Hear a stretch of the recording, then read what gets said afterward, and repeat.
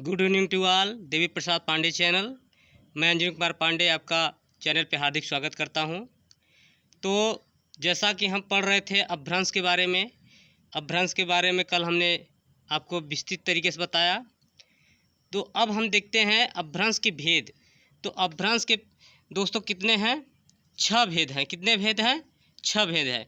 अब वो कौन कौन से हैं? एक पहला सौरसेनी है, दूसरा अर्धमागधी है, तीसरा मागधी है, चौथा खस है, और पांचवा ब्राचड़ है, और छठवां जो है महाराष्ट्री है। तो ये है 6 क्या अपभ्रंश। अब हम देखते हैं कि सौरसेनी के अंतर्गत कौन कौन सी हिंदी आती है। तो पश्चिमी जो हिंदी है वो सौरसेनी के अंतर्गत आती है। मतलब एग्जाम में ऐसे पूछेगा कि बताइए कौन सा अपभ्रंश किस हिंदी से रिलेटेड है। तो आप जैसे पश्चिमी हिंदी बताया तो आप सौरसेनी लगाइए, राजस्थानी अगर दिया तो सौरसेनी लगाइए, और गुजराती किससे मैच करेगा? सौरसेनी से। और एक क्वेश्चन बार बार पूछता है कि जो खड़ी बोली है या खड़ी हिंदी है वो कहाँ से, किस अपभ्रंश से प्राप्त हुई है। तो किससे हुई है? उसका विकास किससे हुआ है? सौरसेनी अपभ्रंश से हुआ है। तो प्यारे दोस्तों, फिर हम देखेंगे अर्धमागधी के बारे में। तो अर्धमागधी में एक ही है, वो है पूर्वी हिंदी। अभी हम जब हिंदी भाषा को उपभाषाओं में बांटेंगे तो हम और विस्तार से चर्चा करेंगे। और तीसरा है मागधी। मागधी में बिहारी है, और उड़िया है, बांग्ला है, और असमिया है। तो 4 कितने हैं? मागधी में है। जो मगध प्रांत है इस तरह से बांटा गया है। जो ये मगध वाला प्रांत है, पटना वाला जो इलाका है, क्योंकि बांग्ला, असम ये सब उसी रेंज में आते हैं, इसलिए इसको मागधी के अंतर्गत रखा गया है। अब खस में एक ही है, पहाड़ी हिंदी है, और ब्राचड़ में पंजाबी और सिंधी है। महाराष्ट्री तो नाम से ही पता है क्या होगा, मराठी होगा। तो इतनी चीज़ें किससे? अपभ्रंश के भेद से आपको याद होनी चाहिए। अब हम बात करते हैं अवहट्ट की। तो अवहट्ट जो है अपभ्रष्ट का शब्द का ही क्या हुआ है? बिगड़ा रूप है या विकृत रूप है। और हम अवहट्ट क्या कहते हैं? अपभ्रंश का अपभ्रंश। मतलब जो अपभ्रंश तो ठीक था, मतलब उसमें भी क्या, अपभ्रंश में भी क्या कुछ बिगड़ा हुआ रूप हो तो उसको क्या कह देते हैं? अवहट्ट कह देते हैं। इसलिए कभी कभी एग्जाम पूछता है कि बताइए अपभ्रंश का अपभ्रंश किसको कहा जाता है। तो किसको कहा जाता है? अवहट्ट को प्यारे दोस्तों कहा जाता है। और इसको संक्रमणकालीन भाषा कहा जाता है। इसको संक्रमणकालीन भाषा इसलिए कहा जाता है क्योंकि अपभ्रंश और आधुनिक हिंदी के बीच की क्या है, ये कड़ी मानी जाती है। और अगर देखा जाए साहित्य में इसका कब प्रयोग हुआ था, तो देखा जाए तो इसका जो कालखंड माना गया है वो 900 ईस्वी से लेकर कहाँ तक, 1100 ईस्वी तक। मगर देखा गया है कि काफ़ी साहित्य में देखा गया कि इसका प्रयोग कहाँ तक किया गया है, साहित्य की दृष्टि से 14वीं सदी तक इसका प्रयोग किया गया है। अब देखते हैं कि अवहट्ट काल में कौन कौन से प्रमुख कवि थे। तो उसमें थे एक अब्दुल रहमान, जिनकी रचना थी संदेश रासक, और विद्यापति इस अवहट्ट के बहुत, मतलब समझ लीजिए बहुत इम्पार्टेंट कवि हैं विद्यापति जी। ये बिहार से इनका है, और ये मैथिली भाषा के जाने जाते हैं। तो विद्यापति जी की रचना है कीर्तिलता। भी इनकी रचनाओं का मैं आपको ट्रिक बताऊंगा। आप रचना के लिए आप निश्चिंत रहिए दोस्तों। मैं रचना के लिए एक ऐसी ट्रिक बताऊंगा आपको कि जिससे आपको आसानी से हर काल की जो कवि हैं और उनकी रचनाएं हैं आसानी से याद हो जाएंगी। एक दामोदर पंडित जी थे, जिनकी रचना क्या थी, उक्ति व्यक्ति प्रकरण। और एक ज्योतिश्वर ठाकुर जी हैं, इनकी रचना था वर्ण रत्नाकर। तो प्यारे दोस्तों, इतनी चीज़ें अवहट्ट से, इससे ज़्यादा एग्जाम में उसकी पूछने की हिम्मत ही नहीं है। यही सबसे बड़ा बिग पॉइंट है। हमने कभी कहीं भी ऐसा चीज़ नहीं छोड़ा है जो एग्ज़ाम से बाहर हो। तो आइए देखते हैं, और भी कुछ चीज़ें हैं जो मैं आपको बताना चाहता हूँ। तो प्राचीन हिंदी अगर कोई बोले तो प्राचीन हिंदी का मतलब होता है कि अपभ्रंश और हट के बाद की जो भाषा आई होती है उसको क्या कहते हैं? प्राचीन हिंदी कहते हैं। और हिंदी का अगर शिशुकाल, जो प्राचीन हिंदी का शिशुकाल अगर देखा जाए तो उसको किसको कहा जाता है? आदिकाल को कहा जाता है। इसी में काफ़ी रचनाएं, पृथ्वीराज रासो इसी की रचना है, इसी के अंतर्गत आती है। अब हम बात करते हैं भारत में हिंदी का शब्द का जन्म कहाँ से हुआ। एक काफ़ी बार यहाँ से क्वेश्चन घुमा फिर आके पूछता है, तो मैंने सभी पॉइंटों को एक साथ ही रख दिया है यहाँ पे। तो हम पहले देखेंगे जो हिंदी की उत्पत्ति किस शब्द से हुई, तो सिंधु शब्द से हुई। अब ऐसा माना जाता है, विद्वानों का ये मानना है कि जो ईरान के लोग थे, जो कभी पूछता भी है कि फारस को क्या कहा जाता था, मतलब ईरान को पहले क्या कहा जाता था, फारस कहा जाता था। तो काफ़ी बार आप लूसेंट देखेंगे वहाँ में भी फारस आपको दिखेगा। तो ईरान के लोग को क्या, लोग जो सिंधु को क्या कहते थे, हिंदू कहते थे। क्यों?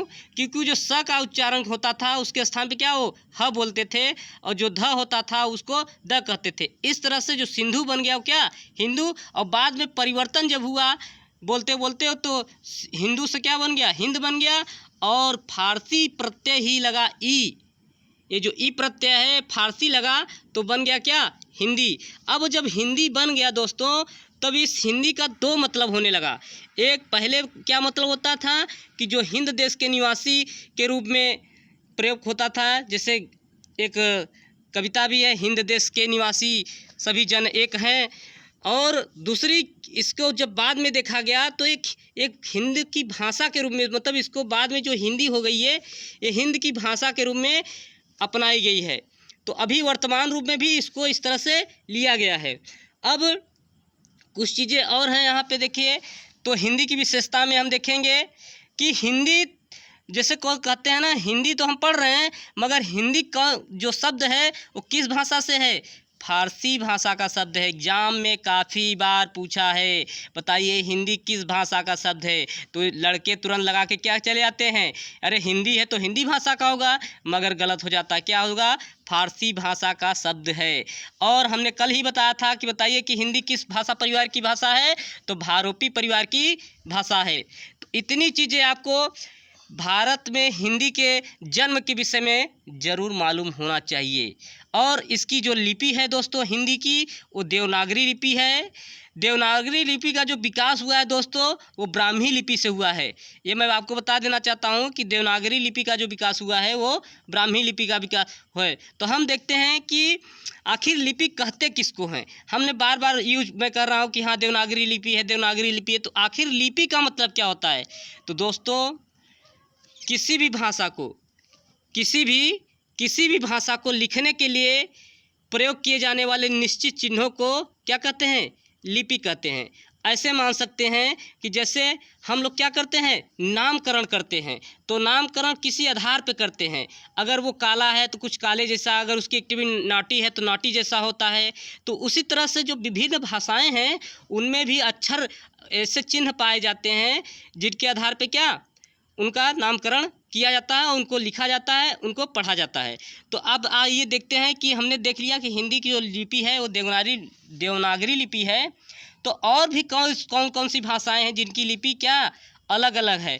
तो हमने देखा कि जो संस्कृत भाषा है, वो नेपाली भाषा है, गुजराती भाषा है, मराठी भाषा है। इन चारों की लिपि और साथ में क्या हिंदी की लिपि कौन सी है, देवनागरी लिपि है। और इस समय फेमस है अंग्रेजी। तो अंग्रेजी की जो काफ़ी बार एग्जाम पूछा, बताइए अंग्रेजी की लिपि क्या है, तो रोमन लिपि है। और इसके साथ साथ आप याद रखिए कि फ्रेंच भी और स्पेनिश की भी और जर्मन भाषा जो है इसकी भी कौन है, रोमन लिपि है। और मैं आपको यहाँ नोट के जरिए बताना चाहता हूँ कि जो रूसी भाषा है और बुल्गारियन भाषा है उसकी जो लिपि है क्या, रूसी लिपि है। तो इतनी चीज़ें आपको लिपि से भी तक याद रखनी चाहिए। और देखिए जो उर्दू भाषा है उसकी लिपि क्या है, फारसी लिपि है। कभी अगर फारसी ना दे तो अरबी लिपि भी अगर दे तो उस पर आप चिन्ह मार सकते हैं। मगर अरबी जो भाषा है उसकी लिपि भी क्या है, अरबी लिपि है, फारसी नहीं है। अरबी ही है मगर उर्दू क्या है, फारसी है। और पंजाबी की गुरुमुखी लिपि है। और तमिल की दोस्तों कौन सी है, तमिल ही है। तो बहुत आसान है, तमिल लिपि पूछे तो तमिल बताना है आपको। और बांग्ला जो भाषा है उसकी लिपि क्या है, बंगाली लिपि है। जो हम बहुत पहले हिंदी से पहले अगर देखा जाए तो पाली और प्राकृत भाषाएं थी जिनकी लिपि क्या थी, ब्राह्मी लिपि थी। यही ब्राह्मी लिपि सबसे प्राचीन लिपि माना जाता है। एग्जाम में क्वेश्चन आता है, ये बताइए सबसे प्राचीन लिपि कौन सी है, तो कौन सी है, ब्राह्मी लिपि है। तो प्यारे दोस्तों, हमें आशा है कि ये वीडियो आपको अच्छा लगा होगा और आप हमारा उत्साह इसी तरह से बढ़ाते रहिए। हम आपके लिए नए नए वीडियो एक नए तरीके से रोज़ आते रहेगा और हमारा यही प्रयास है कि आप तक अच्छी शिक्षा पहुँचे। आपके लिए एक इन्फॉर्मेशन मैं बता देना चाहता हूँ कि आज हमारे एक छोटे भाई शिवराज यादव जी हमसे जुड़ चुके हैं, जो आप लोग को हिंदी पढ़ाएंगे। वो शिवराज यादव की पहचान में ऐसे आप उनकी क्षमता से ऐसे लगा सकते हैं कि उन्होंने 12th क्लास के बोर्ड एग्ज़ाम में हिस्ट्री में 100 मार्क्स पाया था। तो प्यारे दोस्तों, आप उनका भी चैनल देखिए और उनका भी जो वीडियो आ रहे हैं हिस्ट्री के, आज उन्होंने भारतीय राष्ट्रीय कांग्रेस काफ़ी अच्छी तरीके से पढ़ाया है, तो आप उसको वॉच करिए। और वीडियो कैसा बन रहा है, कहाँ कमियां रह जा रही हैं और बेहतर कैसे किया जा सकता है, आप अपने सुझाव कमेंट करके दे सकते हैं। तो हमें आशा है कि आपकी जो तैयारी है वो बहुत सुचारू तरीके से चलेगी। धन्यवाद, थैंक यू।